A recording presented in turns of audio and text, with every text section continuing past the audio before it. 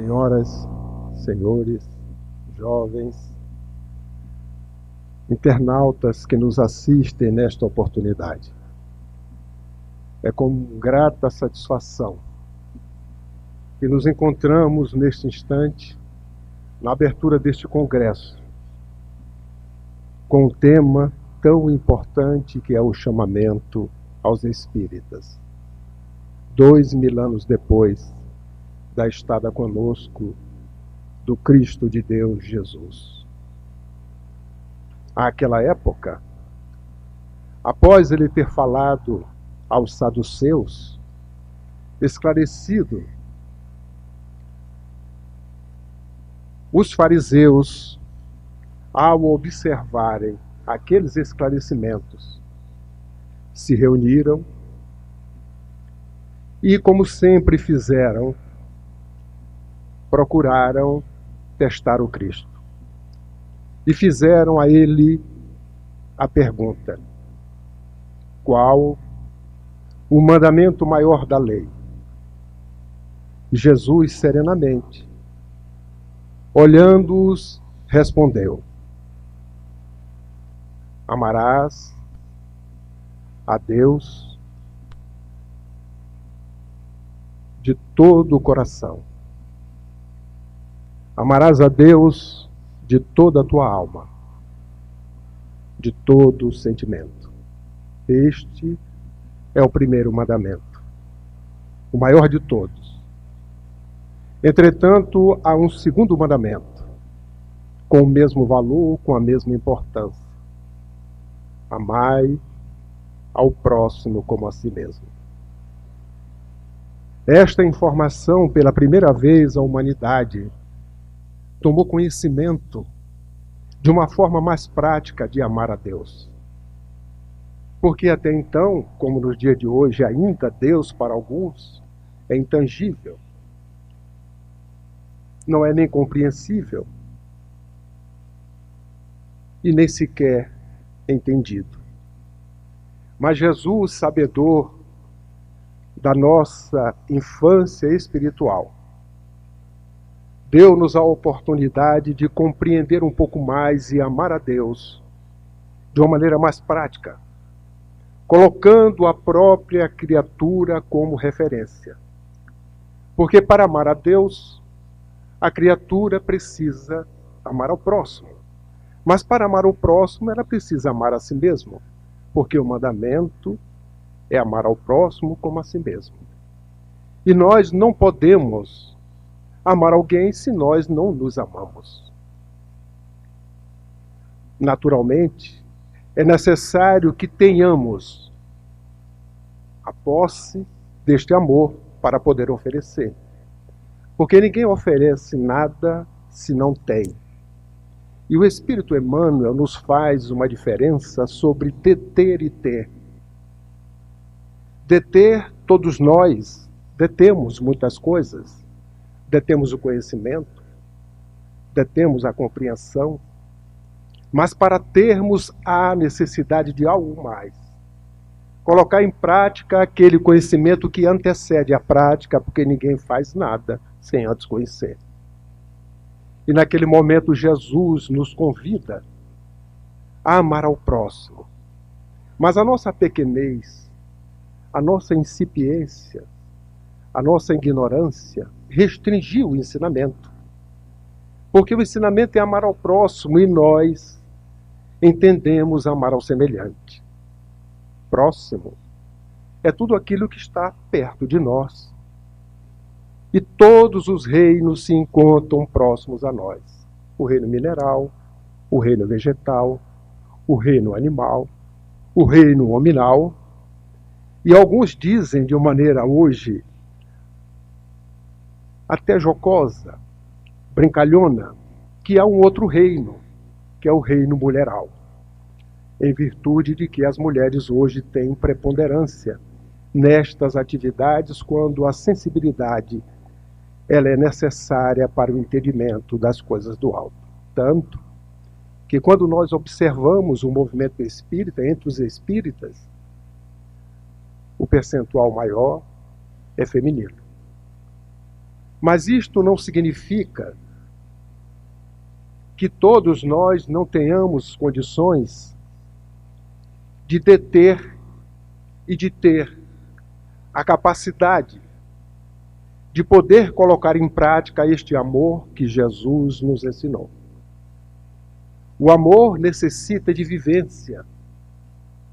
E Jesus nos trouxe uma boa nova, por isso que os fariseus sempre o testavam.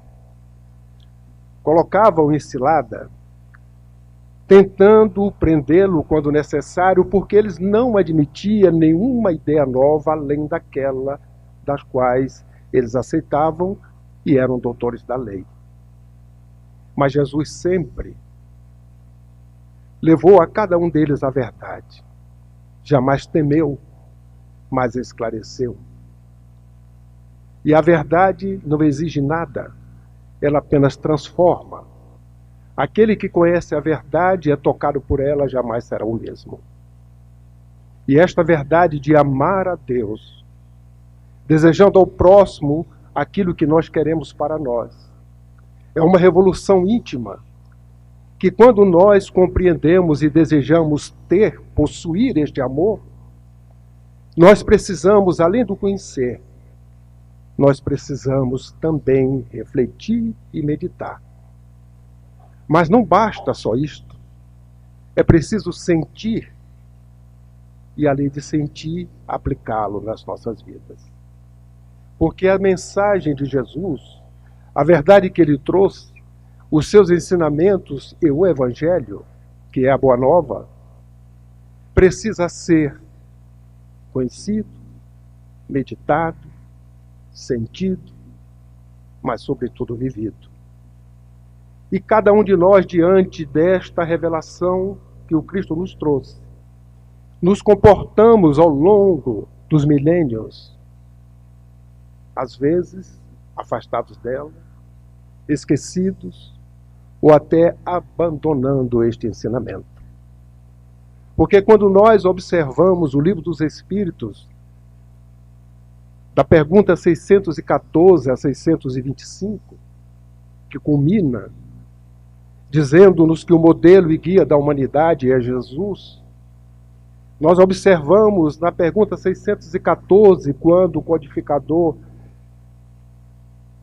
faz este questionamento. A respeito das leis naturais, os imortais respondem de que as leis naturais são perenes, são leis divinas, e que a nossa infelicidade é porque nos afastamos destas leis. E mais tarde, vem confirmar que além do afastamento, nós nos esquecemos e abandonamos estas leis. As leis do Pai, as leis divinas, que quando nós as cumprimos, somos felizes. E naquele momento, quando Jesus nos convida a amar ao próximo para amarmos a Deus, ele abre para nós um leque, a oportunidade da vida de relação, aonde cada um de nós, neste progresso, saindo da simplicidade e da ignorância para a angelitude, para a pureza, perfectíveis, necessitamos uns dos outros para crescermos, para nos apoiarmos mutuamente. E assim Jesus abre a oportunidade da caridade. Porque para amar ao próximo, nós precisamos primeiro ser caridoso conosco para nos amarmos. E quando colocamos em prática amar ao próximo, necessário se faz que tenhamos boa vontade indistintamente. Porque sem boa vontade, nós não poderemos amar alguém. Se desejamos seguir Jesus, é necessário a benevolência para com todos. É uma parte apenas da caridade, como Jesus nos ensinou. E se somos benevolentes, podemos exercitar a outra parte da caridade, a doçura, o indulgere, para com os defeitos dos outros, sem julgamento, observá-los e verificar que cada um de nós somos capazes, diante da Boa Nova, de traçar o nosso destino de forma peculiar a cada um de nós. Daí respeitar o outro, porque uns estudam mais, outros estudam menos. Uns praticam mais, outros praticam menos. Uns entendem mais, outros entendem menos. E essa diversidade, esta característica, que no processo evolutivo cada um de nós traçamos o nosso caminho, e um caminho não é idêntico ao outro, estas diferenças, ao invés de separar-nos, ao contrário, ela nos une, ela nos fortalece, ela nos unifica, desde que possamos cumprir o ensinamento maior, o mandamento maior: amar a Deus sobre todas as coisas. Abriu-se a porta da caridade para aqueles que, tocados pela mensagem de Jesus e que desejam cumpri-la, praticá-la. E o tempo passou depois deste diálogo. E era Páscoa, o momento em que os discípulos com Jesus se encontravam já no final da tarde e, preocupados com a comemoração da Páscoa, pergunta para o mestre: Mestre, onde vamos comemorar a Páscoa? E Jesus destaca dois deles e dá-lhes uma informação: vai, e na cidade encontrarás um homem com um cântaro de água à cabeça, segue-o, e quando ele adentrar a casa do anfitrião, pergunta ao anfitrião onde o mestre comemorará a Páscoa, e ele indicará o salão, e ali nós comemoraremos. Eles estranharam, porque não era comum, não era normal, um homem com um cântaro de água à cabeça. A mulher, sim. Daí o próprio exemplo da samaritana ter ido pegar água à fonte. E assim eles vão, encontram o homem com o cântaro de água à cabeça, acompanham, dirigem-se à casa do anfitrião, que alguns dizem que era a casa de Marcos, mas na realidade é uma informação não muito precisa. Mas o Espírito Amélia Rodrigues nos diz que à época de Jesus tinham muitas pessoas que o admiravam a Boa Nova, mas não tinham coragem de declarar-se cristãos nem de segui-lo, mas se consideravam amigos de Jesus. E esta casa era de um destes amigos. E quando é anunciado, perguntado aonde ele iria comemorar a Páscoa, a alegria se fez naquele ambiente. O anfitrião preparou o melhor que pôde para aquela Páscoa inesquecível.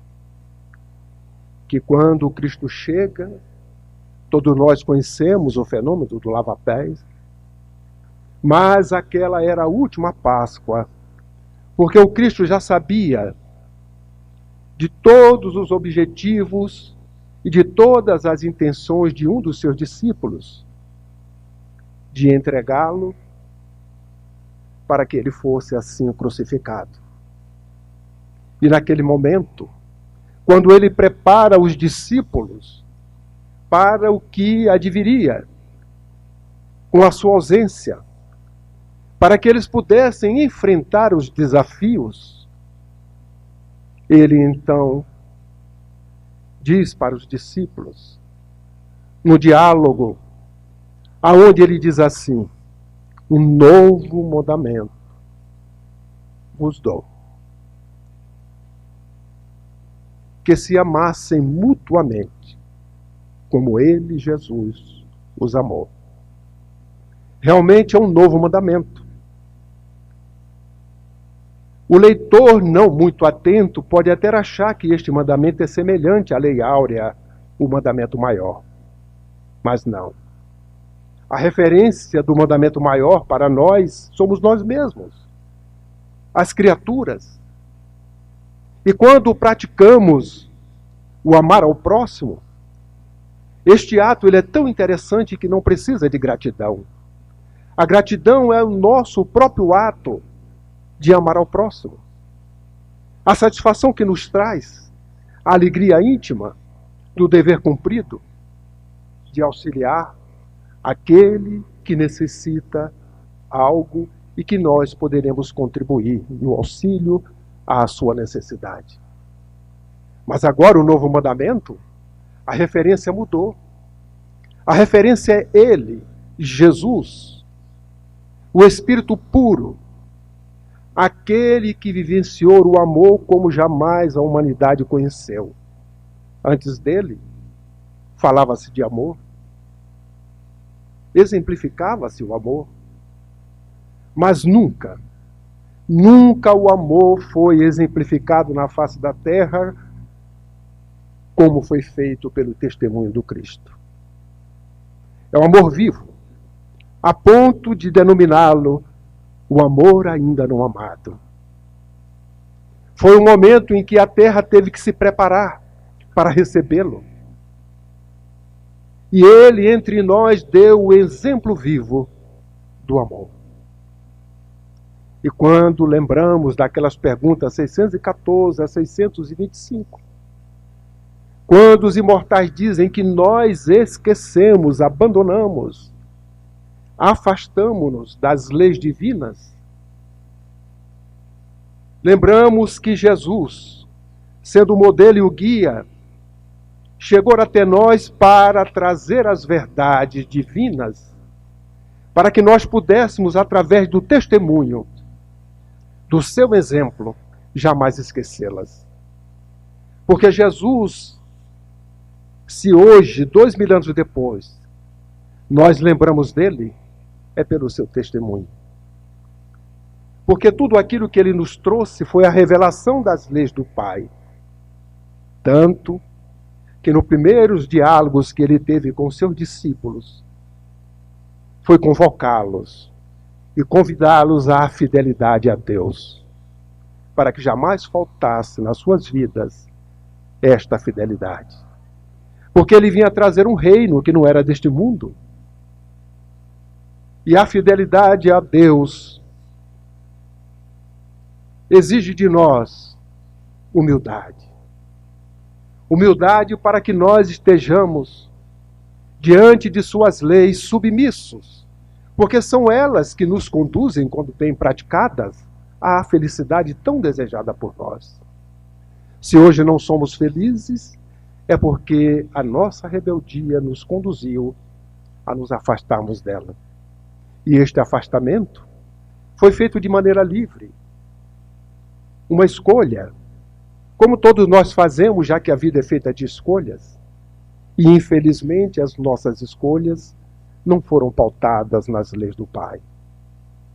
Entretanto, as responsabilidades das escolhas, elas são obrigatórias nas suas colheitas.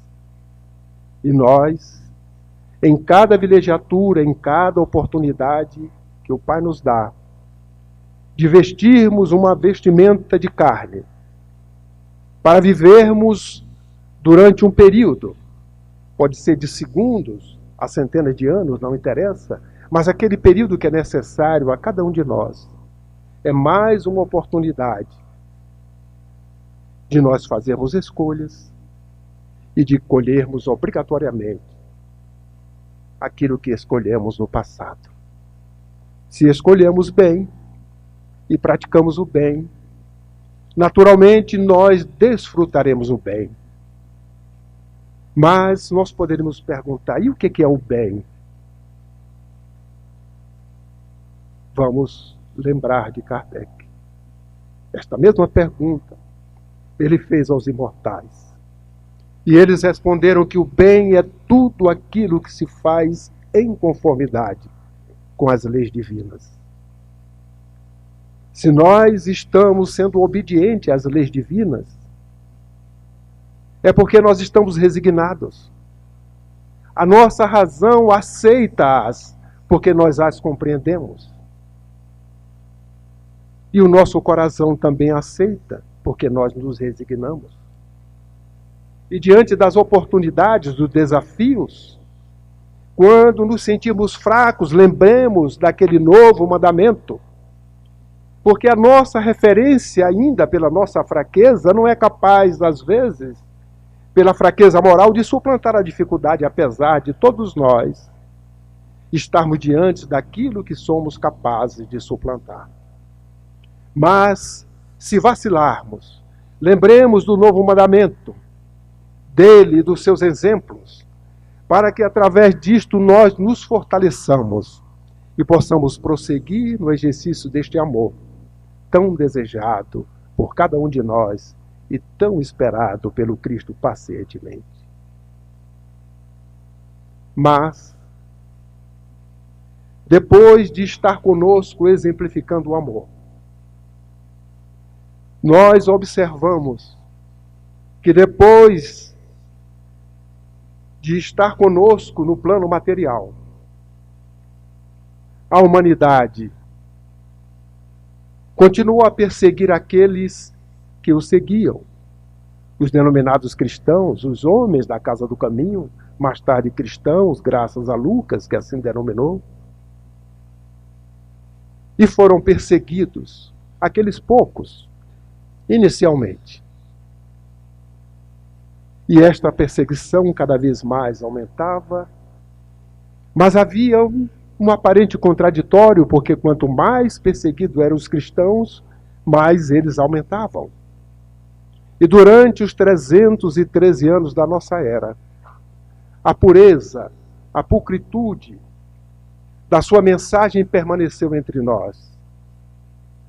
Até quando Constantino, no dia 13 de junho de 313, tomou um ato que aparentemente foi bom para os cristãos. Estavam livres para poderem professar a sua crença. Não seriam mais mortos.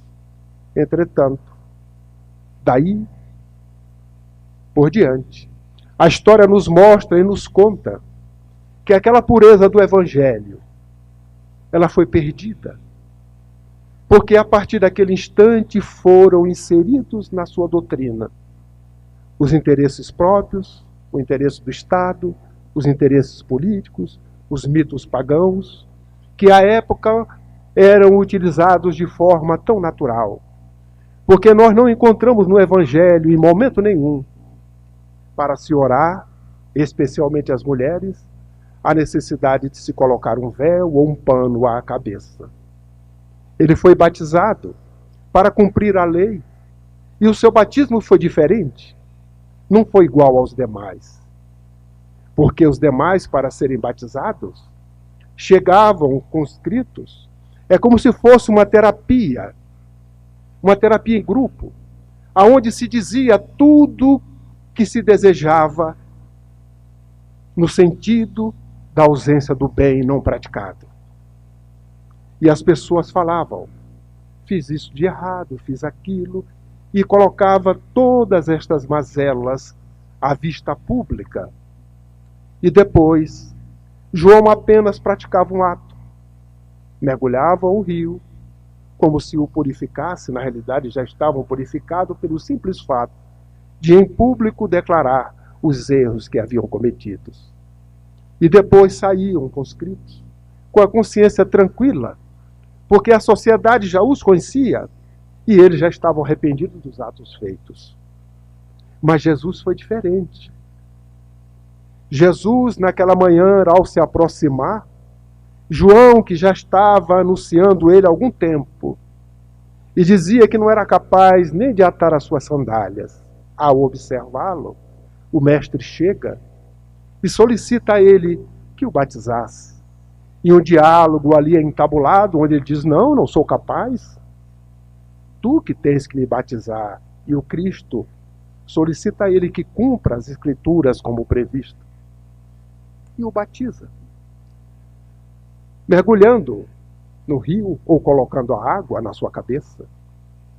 Mas um fenômeno surge, diferente dos outros que jamais havia acontecido.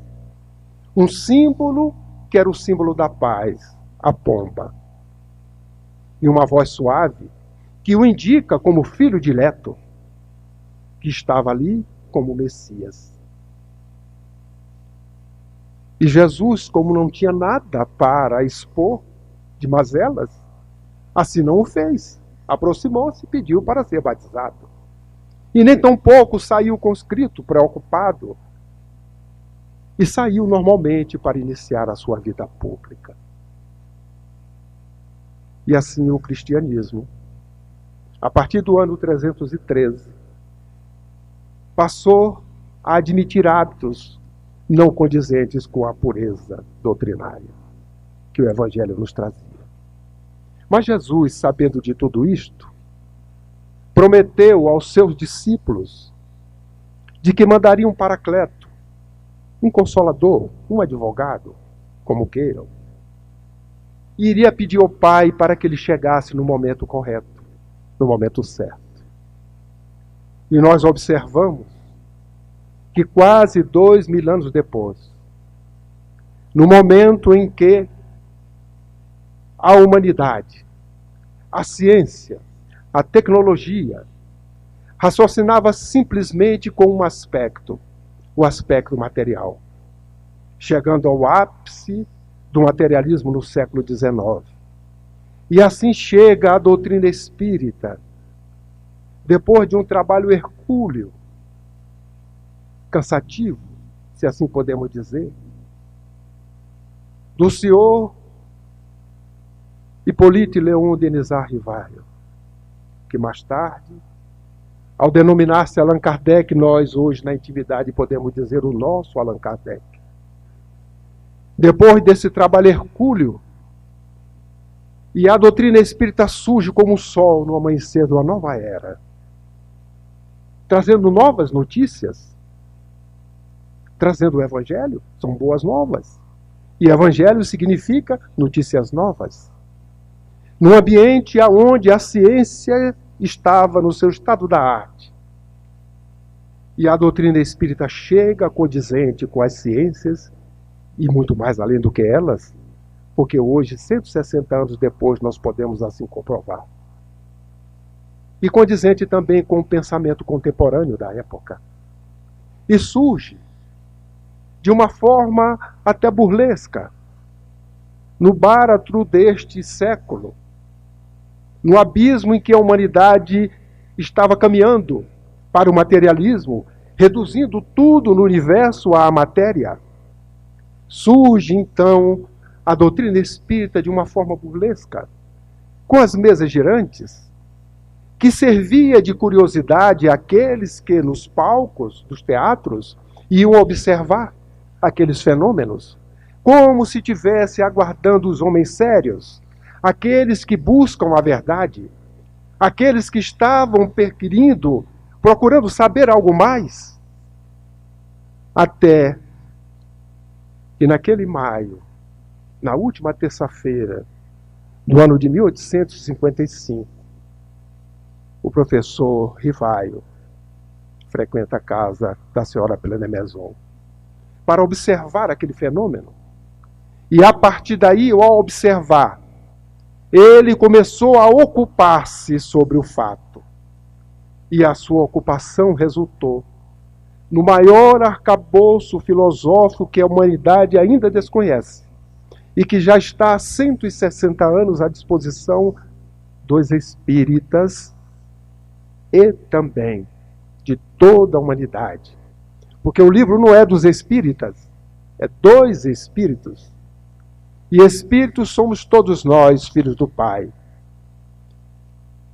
Daí, quando o ensinamento maior de amar o próximo, é porque nós começamos naquele momento a ter as informações que depois vieram ser mais esclarecidas. Porque neste livro nós vamos encontrar, pela primeira vez, pelo menos para a minha concepção, o Pai e o Filho.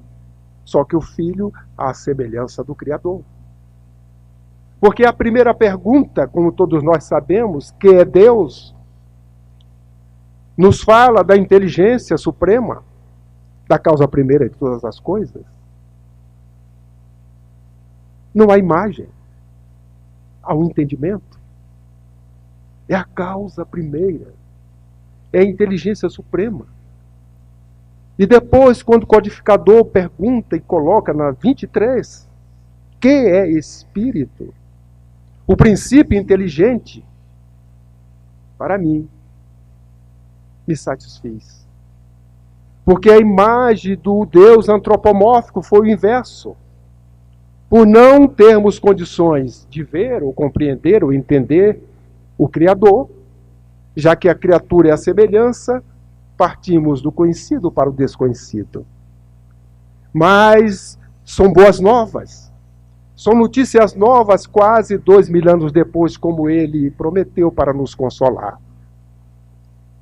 E assim o codificador, no seu trabalho árduo, colocou como sendo o seu trabalho a descoberta de uma nova ciência. Uma ciência até então não conhecida pela humanidade, apesar dela ser natural, e já estar conosco desde os primeiros instantes em que o princípio inteligente se faz presente na face da Terra. E a partir daí, ele diz que é uma ciência nova. É uma ciência que, ao mesmo tempo, é uma ciência de observação. E é uma doutrina filosófica.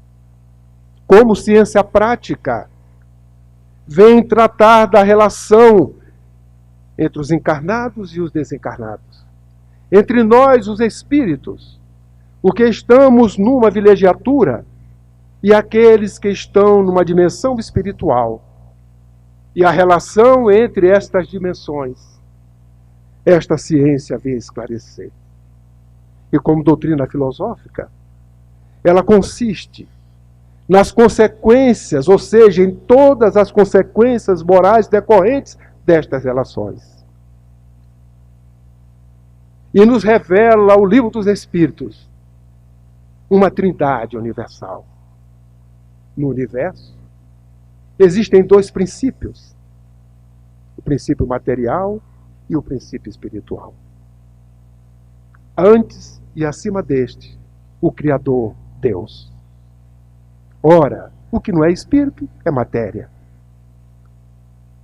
E a matéria se apresenta em situações diversas, dependendo da dimensão em que se encontra.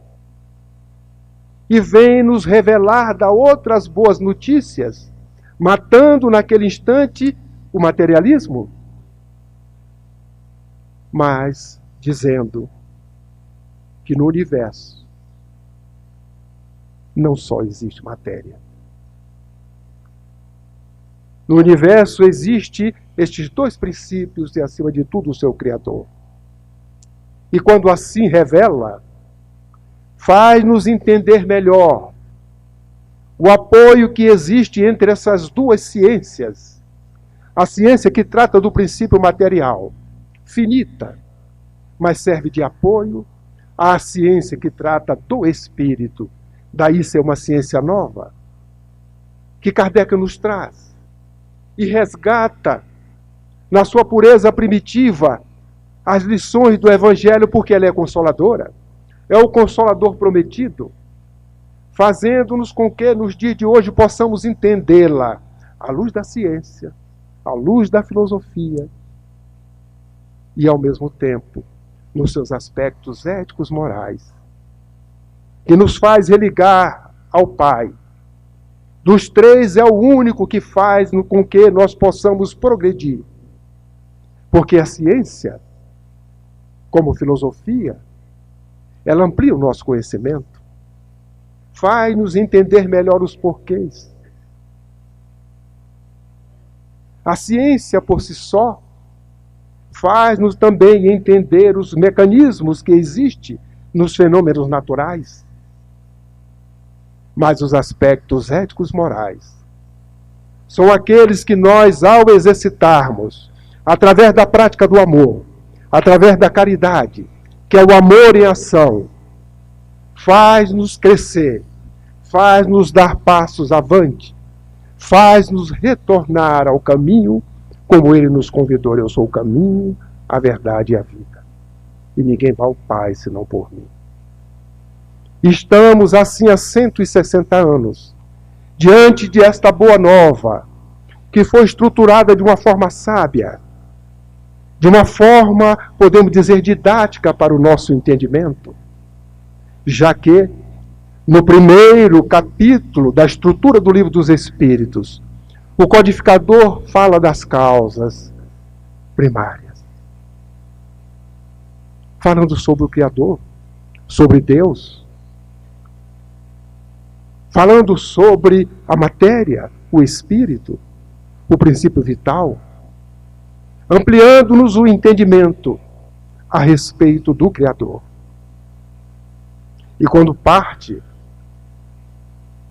na segunda parte do livro, fala-nos da vida espiritual, da vida do espírito. Então, se um dia quem vos fala desencarnar, e alguém perguntar, onde está o senhor Godinho? Vocês provavelmente irão responder, não sei. É certo. Mas poderá responder de maneira mais exata. Como espírita, diante desse conhecimento, ou ele está no plano espiritual, ou ele está encarnado. Ou ele está em processo de encarnação, ou está em processo desencarnatório. Ou está no plano espiritual influenciando o material, ou vice-versa. É uma resposta que nos faz entender melhor a nossa condição de espíritos imortais, dando-nos a esperança de que a vida, ela continua. Como Jesus veio nos trazer a esperança, a alegria, o júbilo, para que jamais vacilássemos. Porque a certeza, a confiança no Pai, em Deus, nos fortalece, nos alegra. E neste instante em que ele volta, 2000 anos, nos relembra os ensinamentos com o advento do Espírito de verdade, como acabamos de ouvir antes da nossa fala no teatro. Aqueles que aqui representavam e depois as pessoas que nos anunciaram. Espíritas, amai-vos. Este é o primeiro ensinamento.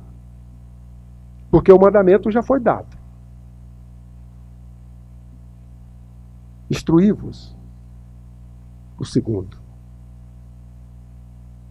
E aí, como espírita, nos perguntamos: estamos nos amando?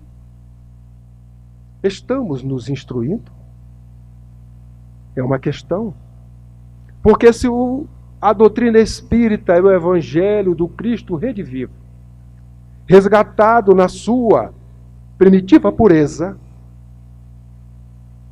nós devemos lembrar o espírito Alcione, no livro Renúncia, quando visitando um lar que estava praticando o evangelho no lar, e ela ouve e observa e vê como estavam praticando, diz assim: nós também estudamos o evangelho do Cristo.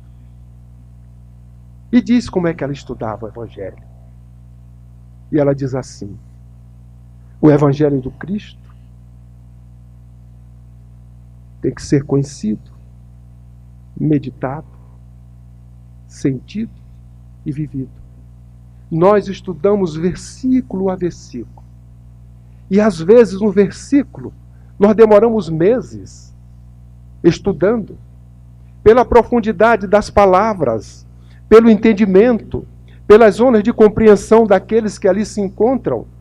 Porque, como Jesus falou, são palavras de vida eterna. E palavras de vida eterna são divinas. Porque são verdades, provém do Pai. E Ele apenas veio relembrar-nos aquilo que está na nossa consciência, escrito e que nós esquecemos, abandonamos, fugimos. E fizemos a escolha de percorrer este caminho de moto próprio, sem nenhuma referência a não ser a nossa. Consequência disto, o sofrimento. Melhor dizendo, a dor. Porque o sofrimento não necessariamente passa-se por ele.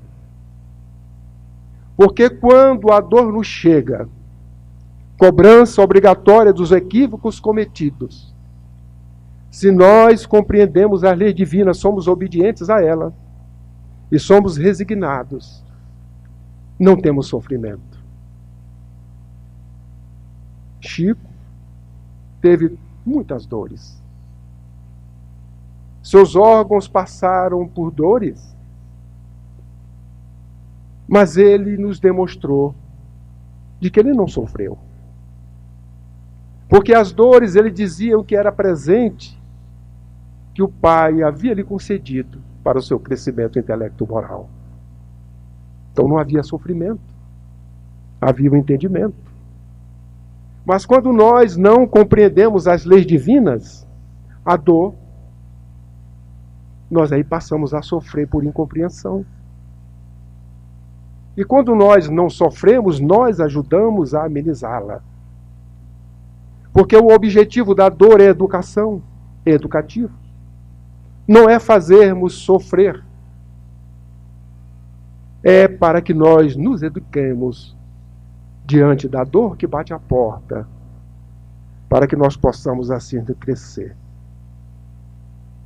O ex-presidente da FEB, já desencarnado, diante de um companheiro, trabalhador da FEB, conhecido dele, e que desencarnou há 1 ano e pouco atrás, passando por um câncer atroz, rápido. Em um determinado momento, este companheiro faz uma escrita para o amigo. E na escrita ele diz assim: querido amigo, a dor, não esqueça. A dor é para o espírito a oportunidade do aprendizado. Mas, sobretudo, lembre-se que quando o corpo dilacera de dor, é porque o espírito está se purificando. E o corpo é o depósito, como se for uma esponja, das impurezas que o espírito vai cada vez mais se depurando e vai depositando no corpo. E nós que estamos encarnados verificamos o corpo, a dor, o sofrimento, mas é a libertação do espírito, que no momento certo, quando está pronto, ele retoma o plano espiritual com maior leveza. É o óbvio, como espírita nós sabíamos, mas o seu linguajar, a forma de colocar, tranquilizou a quem teve a oportunidade de receber a psicografia, de ouvir naquele instante, mas quando entregue ao amigo, nós observamos o bem que fez aquele que ouviu, uma palavra de conforto de outro que já havia antecedido no plano espiritual. Isto é amar ao próximo. Amar ao próximo como a si mesmo. Jesus já nos ensinou o que a humanidade hoje está buscando: a ecologia, deixar a terra melhor, tratar dos animais, das plantas, dos minerais. Se nós amamos a Deus, nós devemos amar a todas as criaturas. E o mineral, o vegetal, o animal, o hominal, são todos criaturas do Pai. E é dever nosso, porque como espíritos imortais, conscientes desta realidade, obedientes à lei do Pai, temos deveres. Aquele dever que está no Evangelho. O dever para consigo mesmo, o dever para com o próximo e o dever para com o próprio Pai. E é este dever que nos faz mais conscientes diante das demais criaturas que estão conosco. Quando isto nos toca profundamente, nós passamos a mudar. Por isto que a verdade não exige, ela apenas nos modifica. Porque a partir deste entendimento eu comecei a entender e a aceitar aquelas criaturas destes reinos, especificamente do reino animal, que o meu interior rejeitava, porque era assim, era assado. Mas depois, compreendendo que são criaturas como nós, filhos do Pai, se aí estão, têm uma finalidade, passei a mudar o meu comportamento, aceitando-as inicialmente, até o dia que irei amá-las, como fez João, o discípulo amado, em Patmos. Quando orava, a natureza parava. O vento ficava suave. Aqueles soldados que tomavam conta dele paravam para observá-lo, observar a natureza, quando ele orava. Mais tarde, 1.100 anos depois, a misericórdia do Pai concede o retornar, como Francisco de Assis, irmã Sol, irmã Lua, que consegue dominar um lobo feroz, conversando com ele, como se estivesse conversando com um rei nominal, mas era uma criatura. Te entendo, meu irmão, você está com fome, não encontra comida, e vai buscar nos locais onde existe, nos quintais da casa, atacando as pessoas. E o lobo feroz, naquele instante, começa a ruivar, e depois vai se acalmando, e conta-nos a sua biografia, que de repente volta a ele com um lobo a seu lado que jamais o deixou, onde ele tratou amando. Irmã Sol, irmã Lua, irmã Terra, é o amor às criaturas. É amar ao próximo, este é amor a Deus. Nós estamos no caminho de amar a Deus, porque não somos capazes ainda de amar todas as criaturas. Temos medo, temos geriza, não gostamos, é peçonhento, é assim, é assado. Mas é um processo que nós devemos perseguir, para que cada vez mais este amor divino, o amor do Cristo, vá penetrando em nós, célula a célula, átomo a átomo, para que um dia nós possamos viver este amor, depois da disciplina que antecede a espontaneidade que teremos no futuro. É necessário a disciplina, é necessário o esforço, mas o esforço nem tanto, porque os espíritos imortais nos disseram: é preciso mais força de vontade do que esforço. E vontade é intenção mais ação. E há um ditado popular que diz que o mundo está cheio de intenção, porque realmente falta ação. Planejamos, desejamos fazer, mas não agimos. E quando a intenção tem a ação, é a vontade se fazendo. E quando a vontade se faz, nós impregnamos a nós mesmos aquilo que nos faz melhorar, o respeito ao próximo. Porque para amar ao próximo precisamos respeitá-lo como são. E aí eu pergunto pela segunda vez: espíritas, amai-vos. Nós estamos nos amando? Será que no trabalho que estamos realizando, nas casas com as quais nós nos compromissamos antes do próprio nascimento, porque não é por acaso que nos encontramos neste trabalho esparso em cada local, alguns de nós, mas que no todo dar aquilo que nós denominamos os espíritas, o movimento espírita. Será que nós estamos nos amando como Jesus nos recomendou? Será que nós estamos estudando, instruindo-nos como ele nos recomendou? Já é do conhecimento de todos nós que nestes dias de desafio, aqueles espíritos, irmãos nossos, ainda equivocados no plano espiritual, estão estudando profundamente a doutrina espírita. Não para ajudar o Cristo no processo de regeneração, mas para nos conhecer. Porque eles se dizem nossos inimigos. E todos nós provavelmente temos inimigos. Nós é que não devemos ser inimigo de ninguém. Porque o amar ao próximo, ele só é verdadeiro quando nós amamos o inimigo. Por isso que Jesus recomendou que vale a pena amar a quem nos ama. Tem que amar a quem não nos ama. E amar a quem não nos ama é ter júbilo com o seu êxito, é perdoá-lo, é entender a zona de compreensão que ainda tem.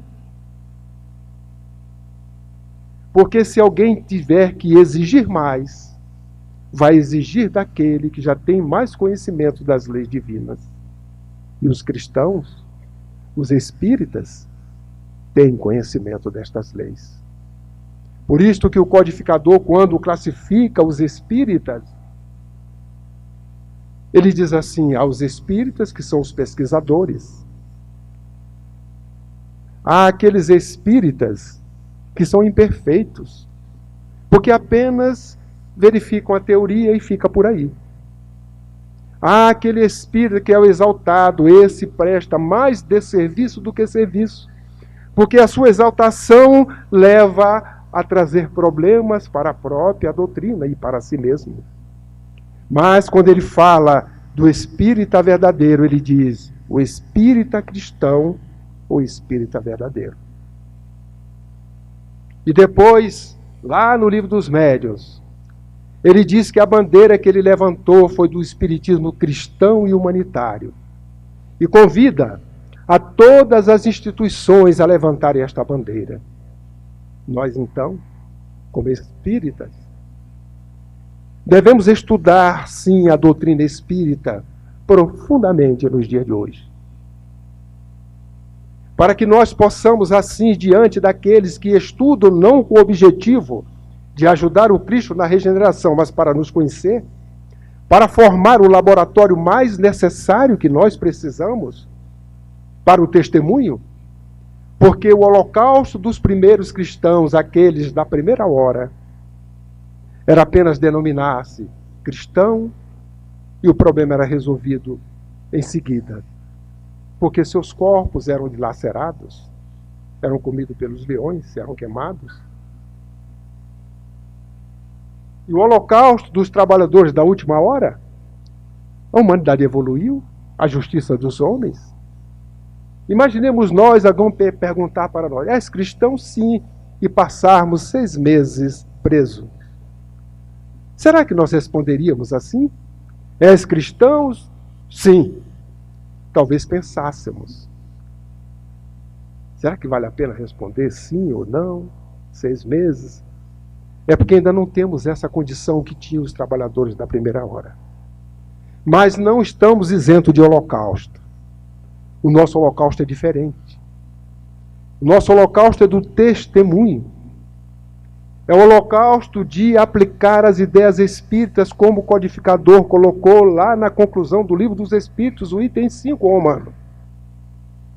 Que as ideias espíritas têm 3 momentos. O da curiosidade, o primeiro, o das reflexões, da instrução, do entendimento, que era do estudo, o segundo, e o terceiro, a aplicação dessas ideias. E ele continua dizendo que o primeiro momento já tinha passado, porque a curiosidade era dos fenômenos, das mesas. Observou o fenômeno, a curiosidade ficou morta. E ele diz que o segundo momento é o que ele vivia há 160 anos atrás. Hoje, temos a convicção que nós, espíritas, devemos nos amar mutuamente porque necessitamos aplicar as ideias espíritas em nossas vidas, exemplificando-as. Primeiramente, entre nós nos amando mutuamente, porque estes espíritos que estão estudando profundamente a doutrina espírita, hoje, eles veem com tanta clareza, não mais como os ditos obsessores, que não são e nunca foram. Eles influenciam nas nossas vidas porque nós damos oportunidade para as influências. Mas eles chegam dizendo, estou aqui para fazer um laboratório. Eu quero ver se você é cristão, se aquilo que você fala para o outro você realmente pratica. Eu vou apenas fazer parte de um laboratório. Vou levar até o extremo para verificar se realmente você segue o Cristo. E aí nós devemos estar muito atentos, mais atentos do que antes. Por isso que a palavra de ordem nos dias de hoje é discernimento. Discernimento é o bom senso que o codificador usou para que nós possamos, assim, discernir bem e fazer boas escolhas. Porque se somos trabalhadores da última hora, é sinal que ela acaba e vem a primeira hora de outro momento. Se é outro momento, nós devemos ter condições, afinidade com este outro momento. Se neste momento, que é o da última hora, nós exercitarmos e continuarmos com os mesmos equívocos do passado, plantando provas e expiações, é natural que nós, encarnados hoje, ao desencarnarmos, no planejamento das próximas encarnações, a Terra certamente já estará na regeneração. E se nós somos espíritos que plantamos provas e expiações e colhemos provas e expiações, naturalmente nós vamos para o habitat adequado. Mas se plantarmos regeneração, certamente poderemos herdar a regeneração, porque a colheita obrigatória é regenerativa. É a regeneração. É algo que nós espíritas devemos pensar nos dias de hoje, com a seriedade devida. Não dá mais para deixar para depois.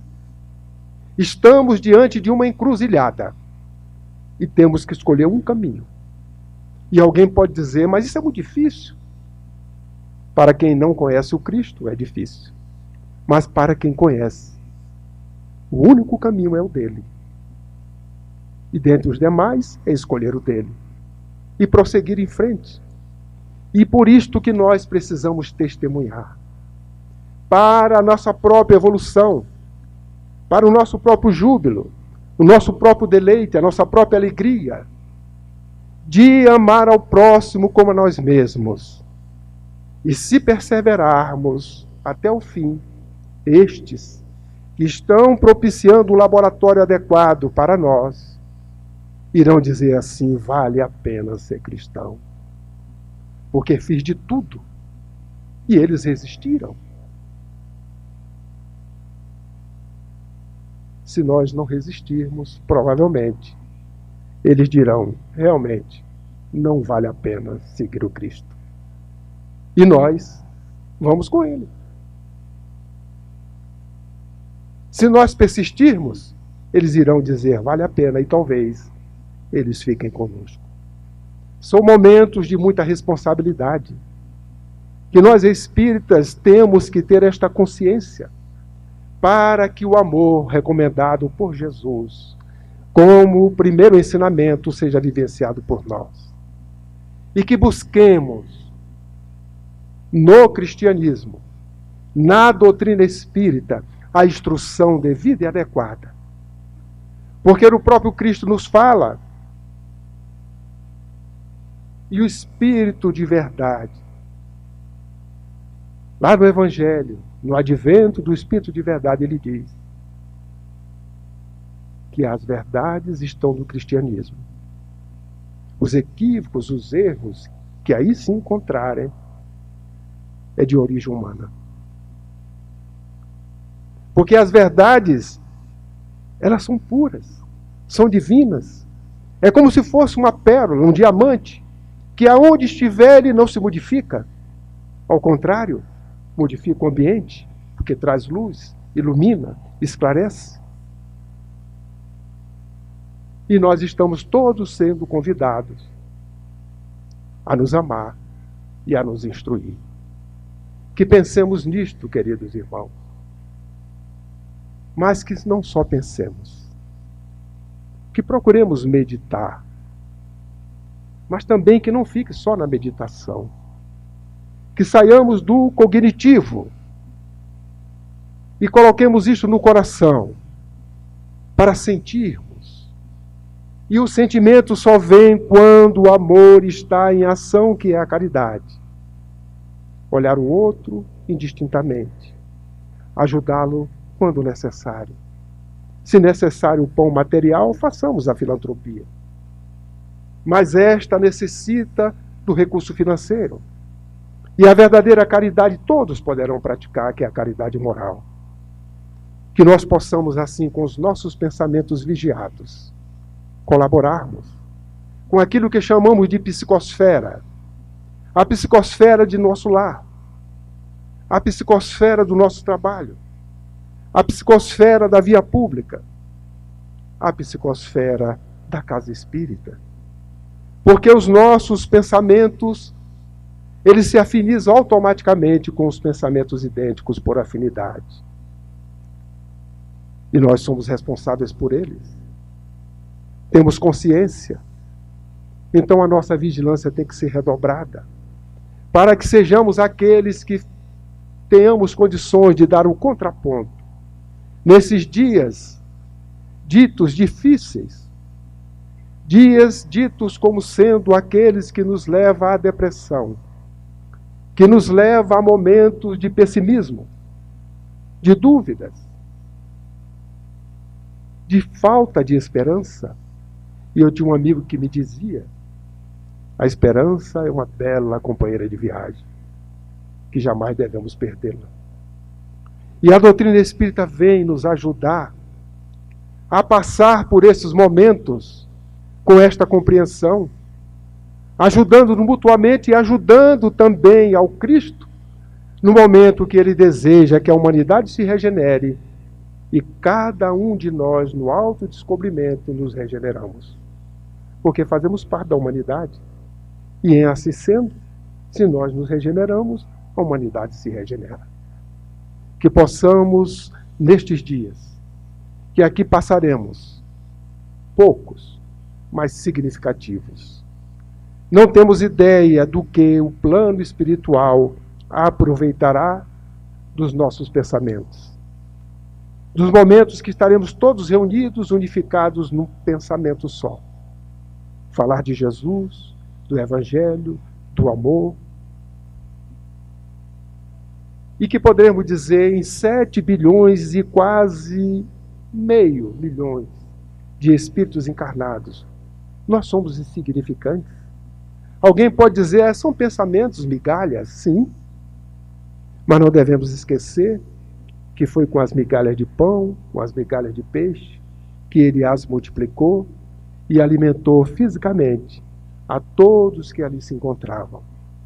Este poder continua com Ele.